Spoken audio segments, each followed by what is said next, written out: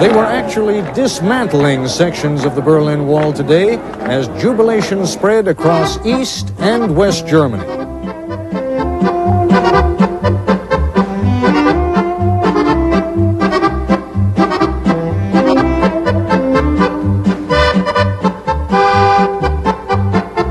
East Germans by the thousands poured into West Berlin, looked in the shops, went sightseeing, and for the most part, went home again.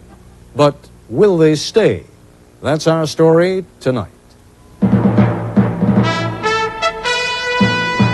This is ABC News Nightline. Reporting from Washington, Ted Koppel. Take a look at a couple of these live shots now of what's going on the Berlin Wall. There it is, early morning Berlin time. You notice that hole in the wall? Well, that's what's causing it. It has become, as Barry Dunsmore had told us just before we went on the air, something of a cottage industry in East Berlin and West Berlin tonight. This business of chipping away and hammering away and breaking away pieces of the wall. And if it goes on like this, the question of how long and whether the wall will stand will indeed become a moot issue.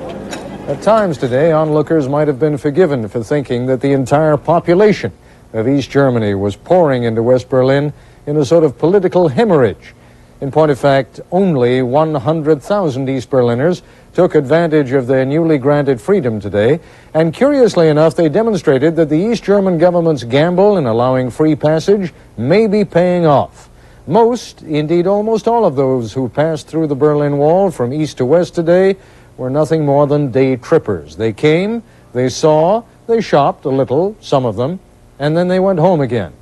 It may be that by granting East Germans the freedom to do what has been denied for so many years, staying in the East may become an acceptable option.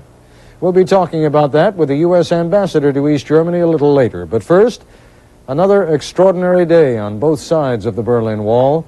Here's our senior foreign correspondent, Barry Dunsmore. At 3 o'clock this morning in East Berlin, workers with heavy equipment were in the process of taking parts of the Berlin Wall down. The intention is to create a dozen or more crossing points to make passage to the west even easier. An estimated 100,000 East Germans had come to the west today, but West German radio said that of the first 50,000, only 1,000 actually plan to stay. Though these are very early days, perhaps East Germany's gamble is paying off. When the fruit is no longer forbidden, it may not taste as sweet. Certainly, there were today some very sweet moments for Berliners east and west, providing a jumble of sights and sounds.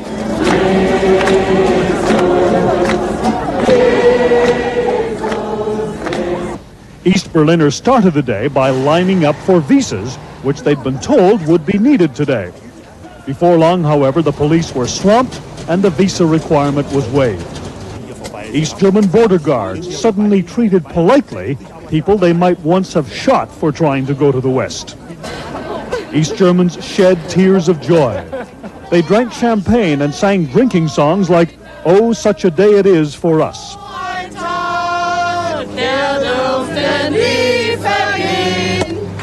And they spoke words of defiance. The wall will fall, maybe not at once, but maybe in a few years. There were lineups in the west, too.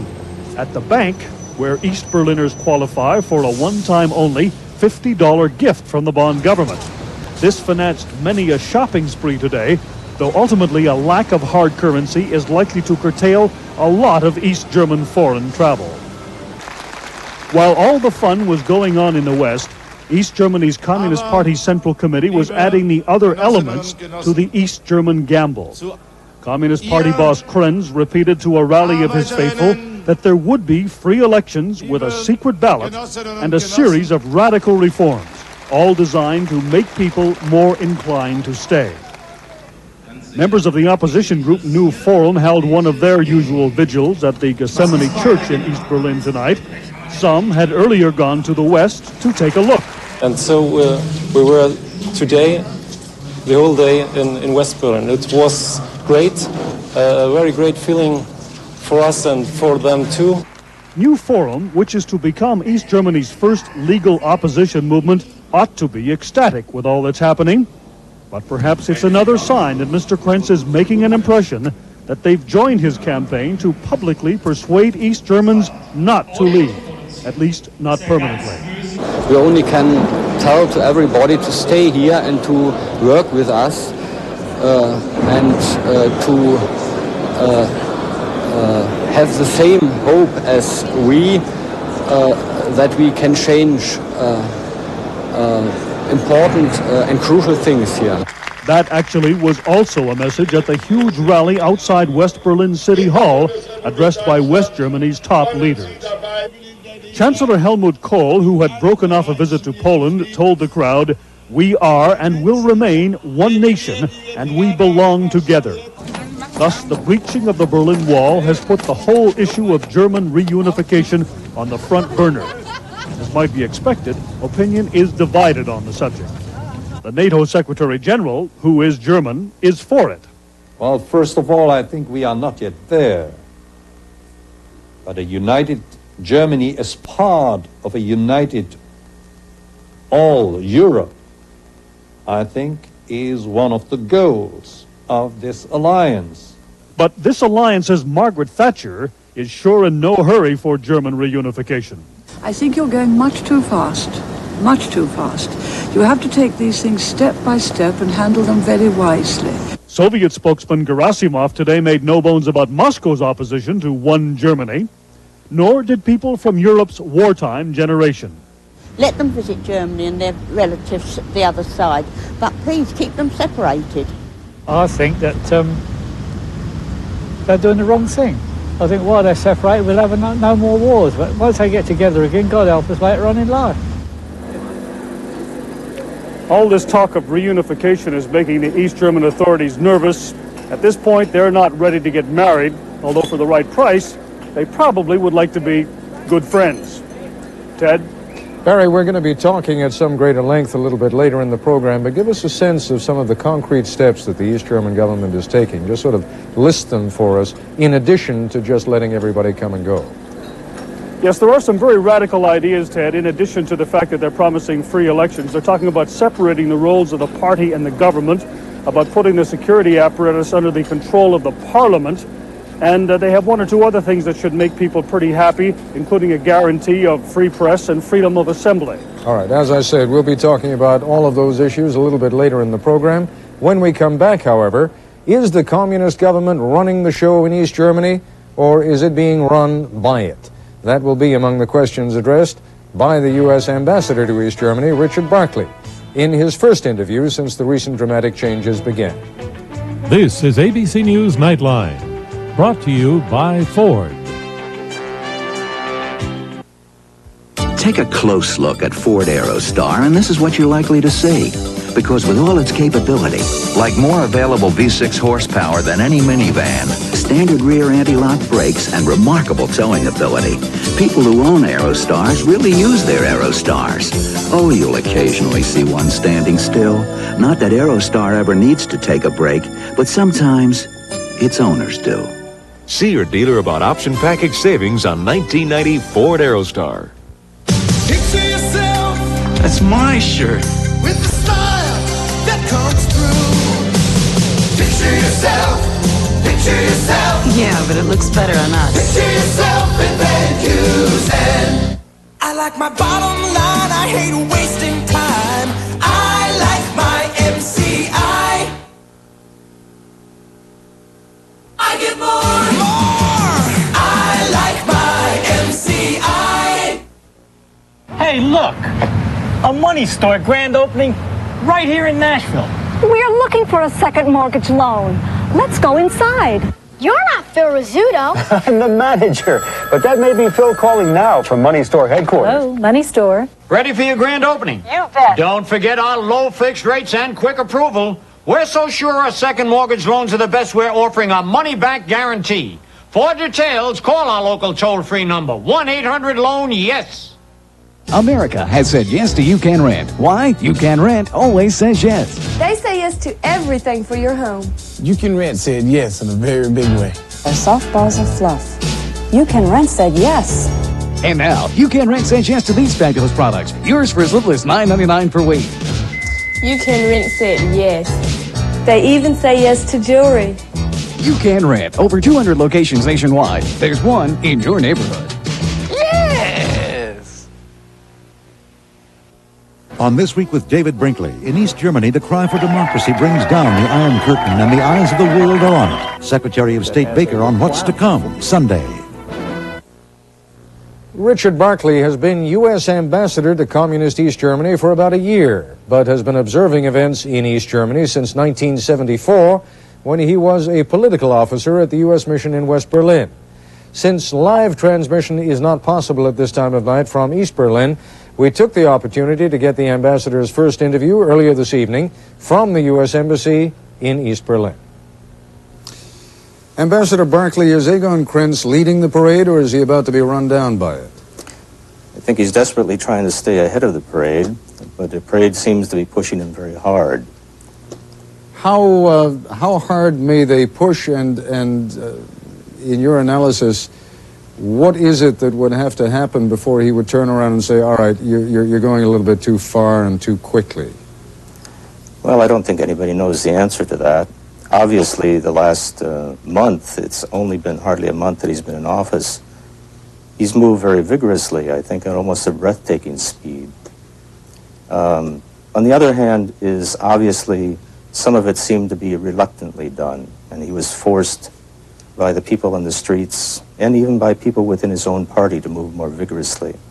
What about by Moscow? I mean, we mustn't forget, of course, that he was just visiting Mikhail Gorbachev only, what, 2.5 weeks ago? Yes, it was about that time. Of course, nobody knows precisely what goes on in the intercouncils between the East Germans and the Soviets. I think it's, however, important to realize that when Gorbachev was here during the 40th anniversary, he spoke about the need for nations to move forward and that history would judge them on their ability to do that. It was quite clear that the Honecker government was not doing that. Tell us a little bit about Egon Krenz. We haven't really had the benefit of a sort of character profile from someone who has met with him and who is as experienced in German affairs as you are. Tell us a little about him as a leader, him as a politician, him as a man. Well, the initial inclination was to regard him as generally a Honecker clone because his career developed along similar lines to those of Honecker. But certainly he has shown enormous energy in the last 25 days, which indicates that he's determined to be his own man. I've met him on several occasions, sometimes with visiting Americans. He was always very open and forthcoming. I have the feeling that he is fully aware of the depth of the problems in this country. And of course, that's the first step towards addressing them. Whether or not he can move his apparatus fast enough, far enough to meet the legitimate requirements of the people, that's a good question. You, I'm sure, if you didn't see them in person, must have seen pictures and videotapes of what it looked like at the wall last night. It was a very un-Germanic kind of chaos. Has order been restored now? And the $64,000 question, I guess, has he reassured the East German public to the degree that the rush to the West is beginning to slow down? Well, certainly the enthusiasm of the moment, it was indeed a historic moment, was breathtaking. It captured all of us, I think, the general mood. The joy on both sides of the wall was enormous.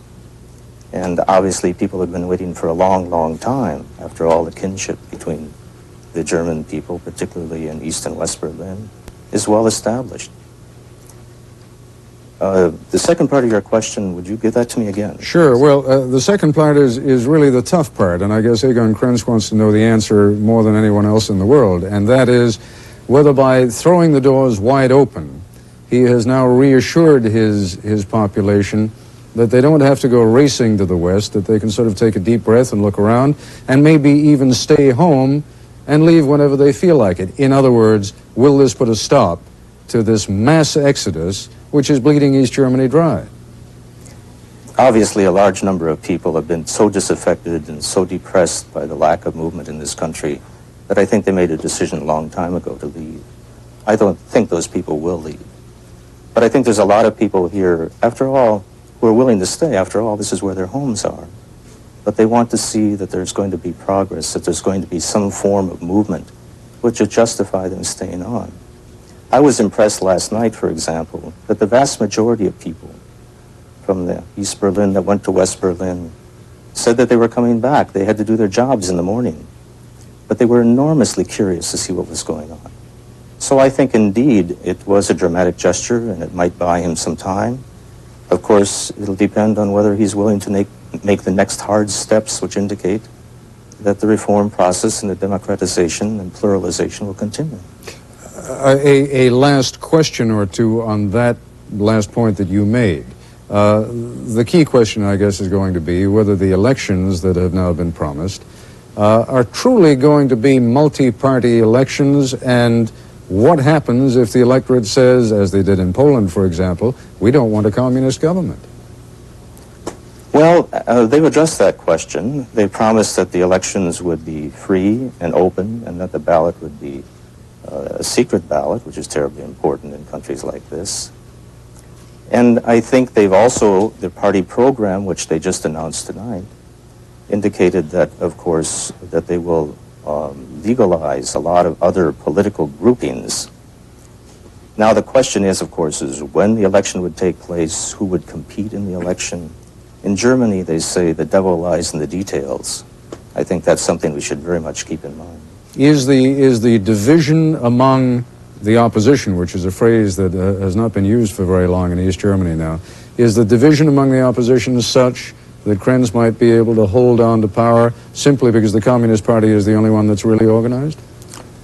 No, I think that's much too simplified. In the first place is the party itself is in considerable turmoil. To keep in mind that, of course, in the recent past, there was an entirely new Politburo was selected. The past Politburo resigned en masse. And since that time, almost a quarter of the new Politburo have been forced to resign because of objections within their own party circles. So there is a democratization going on within the party itself. Now, the opposition, of course, is new. Organizing in an environment in which they have been precluded from organizing for years and years is enormously difficult. But I think they are all committed to some things, and I think they are committed to reform, as broadly described, as the participation of all of the citizens in the political process. And I think the realization that this government cannot rule without the consent of the governed is beginning to register. Ambassador Barclay, thank you very much indeed. I appreciate your granting us this interview. It was kind of you. It's nice talking to you. After we take a break, we'll go back live to the Berlin Wall and our correspondent, Barry Dunsmore. After you've produced the yearly report in record time and made color part of your winning proposal, you'll know why Canon is the most popular copier in America. From personal to color laser copying, the choice is Canon. The ultimate driving machine. What a luxury car should be. Engineered like no other car in the world. A car you can believe in. These days, it seems that every luxury automaker has some sort of impressive slogan. But there's one claim that makes all the others seem insignificant. A claim that no automaker but Acura is entitled to make. #1 in customer satisfaction, 3 years in a row. Right now at Sears, until November 19th, get 0% financing until February on all major purchases with Sears Charge. No payments, no billing, no finance charge until then. Get to Sears for great low prices and 0% financing now. Joe Morgan from the Harbors at Brentwood. Are you having a problem with alcohol or drugs? Are you sick and tired of being sick and tired? Have you ever wondered, is there any help or hope for you? Call us at the Harbors at Brentwood. We're here to provide the help and the hope that you need. The Harbors at Brentwood, a treatment center for everyday people who want to live every day again. When your car is in the shop up on the lift, it's like your life is up in the air. You have to call your friends for rides. It's a pain for everybody. I drive Buick LeSabre. It's rated the most trouble-free American car. Could be the nicest thing I've done for myself and my friends. Get the facts. Buick is better. Right now, get up to $1,000 factory cash back on the sensational new 1990 Buicks, depending on the option package you choose. Test drive the most trouble-free American cars at your Better Buick dealer. Steve Phillips doesn't just report sports. He gets into it.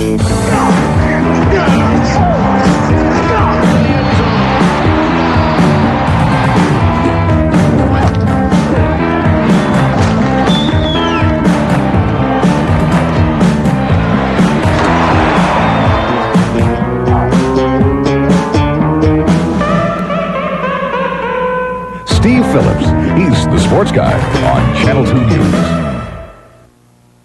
1 year ago, ABC's World News Tonight with Peter Jennings premiered The American Agenda because it was time to find solutions to the issues which concern you most. Monday, Boston schools. A unique plan will desegregate and make each school stronger.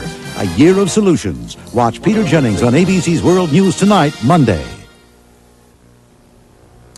As we look now at some video that was recorded literally just a couple of minutes ago, I'm joined again by Barry Dunsmore live from West Berlin. Barry, this video I'm looking at it is almost as though there is a release of years of frustration as men and women take sledgehammers and chisels and small hammers and engage in exercises which, if they were forced to do it, would be the very opposite of what they are exercising now, this release of years and years of resentment against the wall. When do you think they're all going to go home? Any indication? Not really, Ted. As a matter of fact, it is quite amazing. I remind you that it's almost 6 o'clock in the morning here, and this is the second night running when people have been here all night. There is a lot of resentment, there is a lot of energy, but they're also having an awful lot of fun.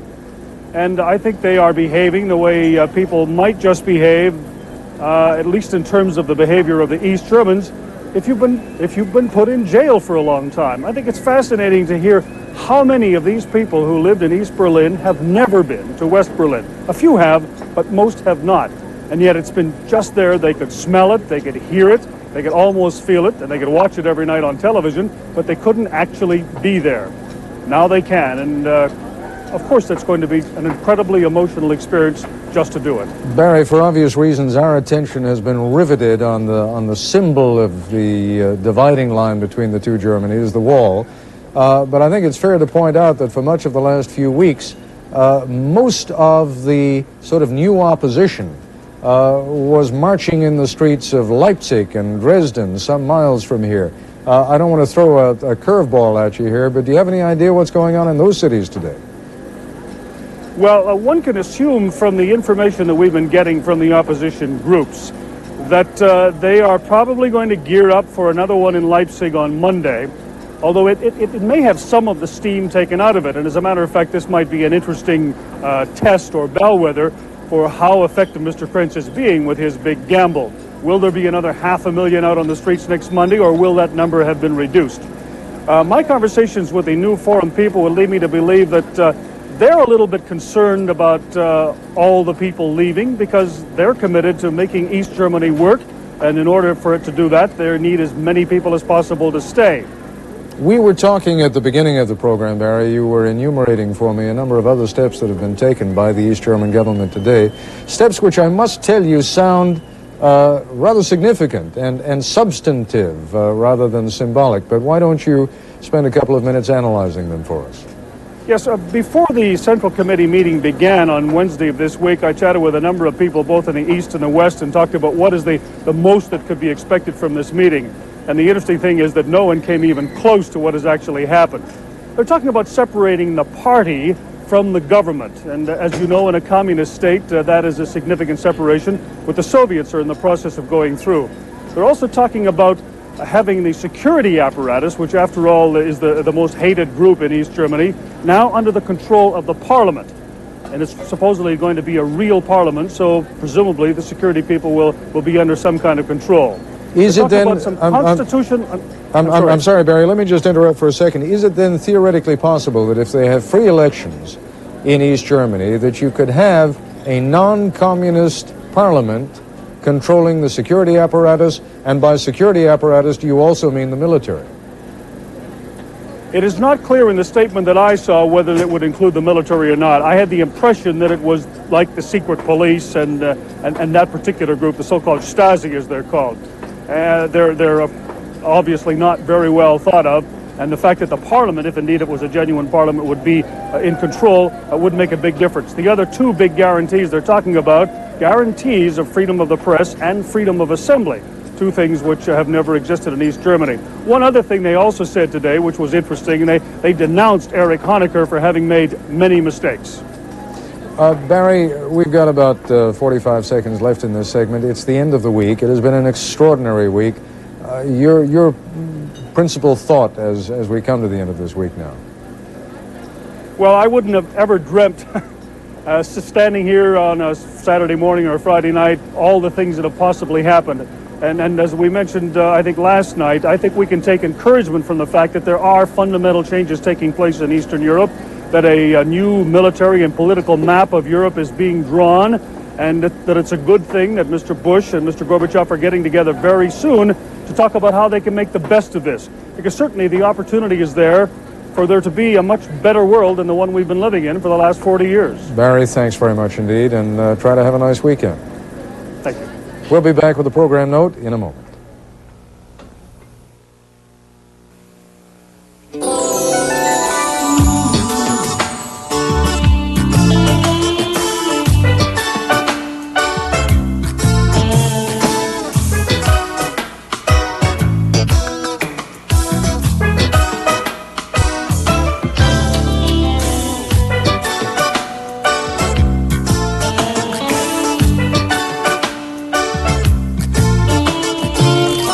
Special K.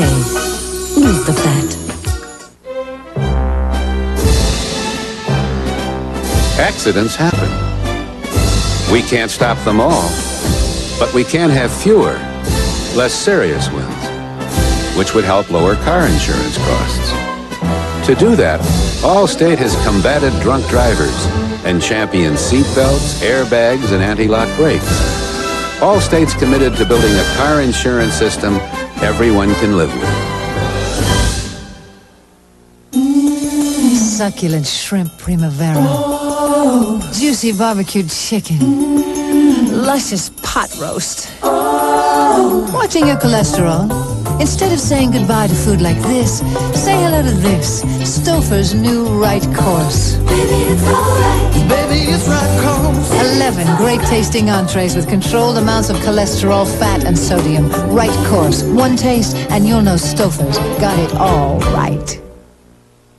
Hello, I'm Glenda Gibbs, owner of Picture Frame Warehouse.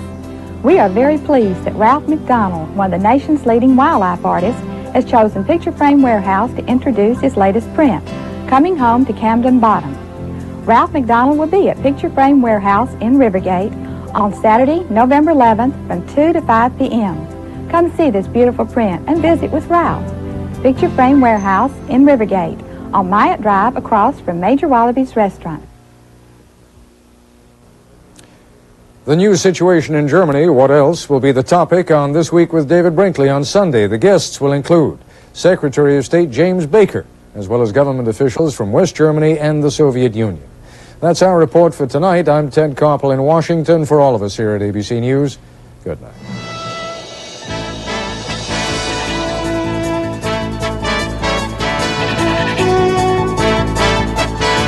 This has been ABC News Nightline. If you wish a printed transcript of this or any Nightline broadcast, please send $3 to Nightline Transcripts, 267 Broadway, New York, New York, 10007, or call area code 212-227-READ.